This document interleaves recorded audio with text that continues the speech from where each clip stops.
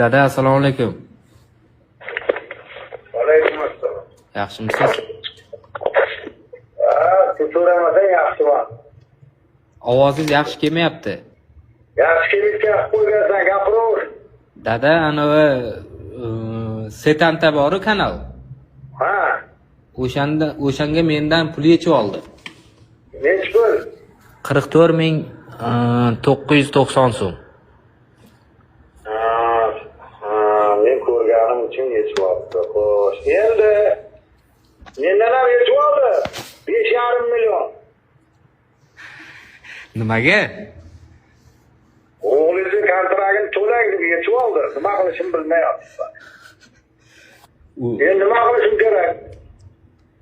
Yo, prosta yechib oldi-da, ana agar oyligi o'chib qolgan bo'lsa, to'lab yurmang demoqchiman-da. Menikidan yechib bo'ldi-da o'zi.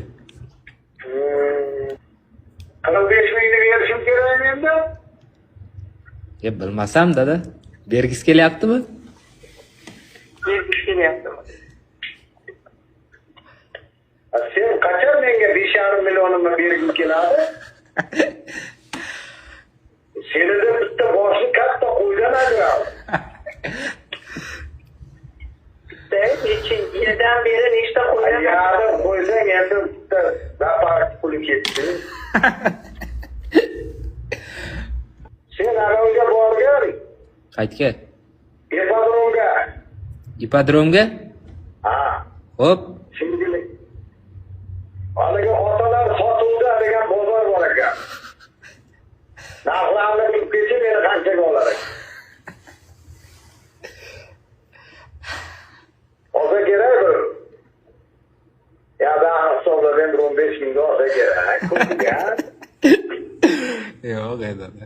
Kartani qayerdan tashlayman? Ana shu klik qilib tashlab yuborasiz-ku. Qochib ketaman ona. Buraya ketayim. Qachonsiz to'rtta o'g'li bordan haqladi ekan. To'rtta o'g'li borlar qochib ketdi o'sha. Ko'raylik. Tashlab berasizmi, dada? Ha, tashlayapman.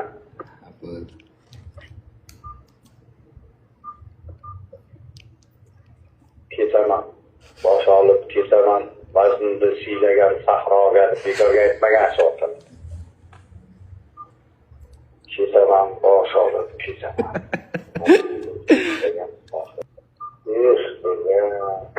Qanday odam edim ha.